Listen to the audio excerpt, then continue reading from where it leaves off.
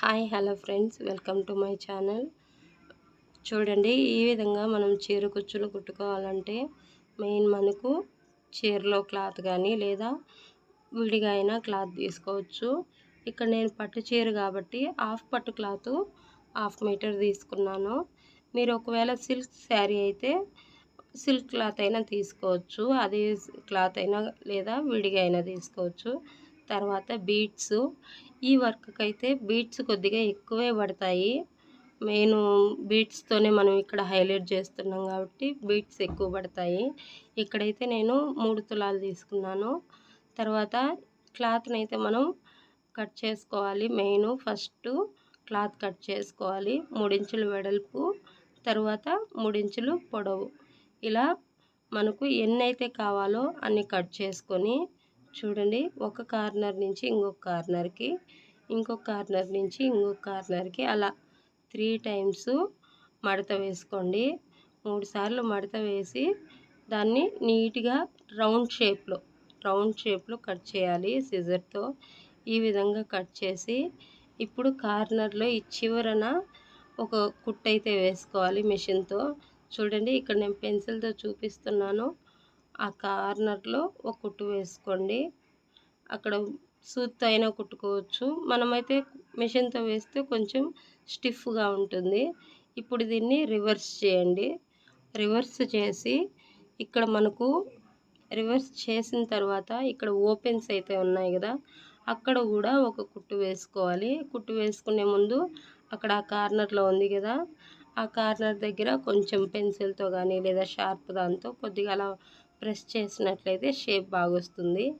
ఈ విధంగా కుట్టు వేసిన తర్వాత పూసలు తీసుకొని సూది దారం తీసుకోండి. సూది దారంతో ఫస్ట్ మనం క్లాత్ని అయితే స్టిచ్ చేయాలి. మనం తయారు చేసుకున్న దానికి ఒక 2 కుట్లు వేసి గట్టిగా ఫస్ట్ 3 పూసలు తీసుకోండి. 3 పూసలు తీసుకున్నారు కదా, మనం ఇప్పుడు కుట్టు వేసిన దానికి కొంచెం పక్కన, మరీ ఎక్కువ గ్యాప్ కాదండి, కొద్దిగా దాని పక్కనే కుట్టు వేయండి. దాని పక్కనే కుట్టు వేసి ఇప్పుడు ఈ చివరి పూసలో నుంచి దారాన్ని రివర్స్ కుట్టండి. చూడండి, వీడియోలో కొద్దిగా క్లారిటీగా కనిపించకపోవచ్చు.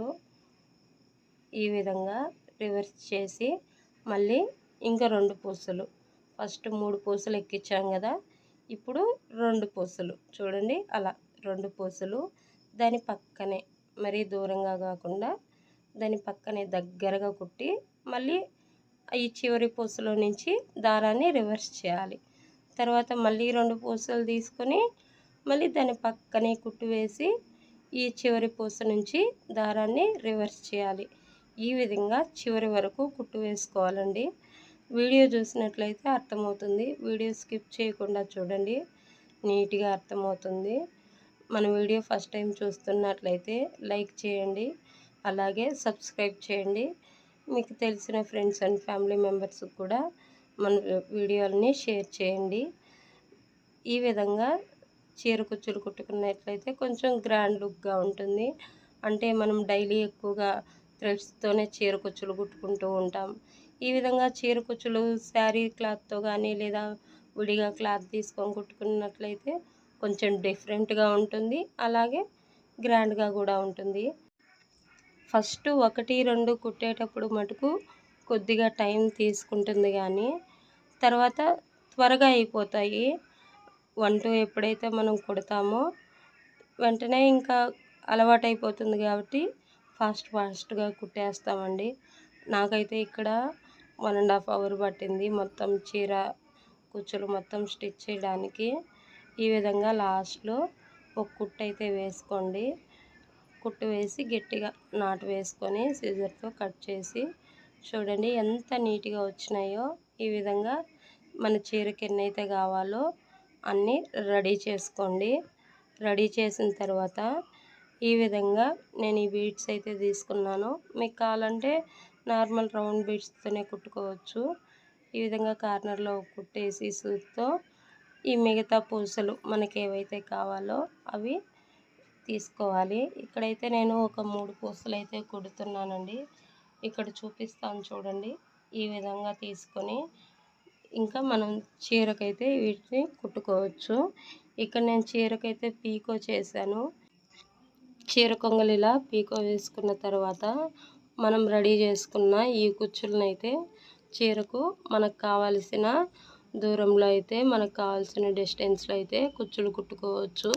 చీరకు మనం కావాలంటే 12 కుచ్చులు పెట్టుకోవచ్చు, లేదా 18 పెట్టుకోవచ్చు, లేదా 22 పెట్టుకోవచ్చు. అంటే మన చాయిస్ని బట్టి చీర కుచ్చులు అయితే కుట్టుకోవచ్చండి.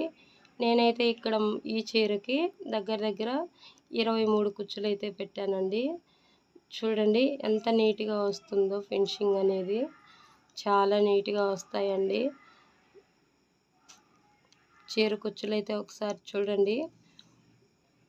వీడియో నచ్చినట్లయితే తప్పకుండా లైక్ చేయండి, అలాగే సబ్స్క్రైబ్ చేయండి.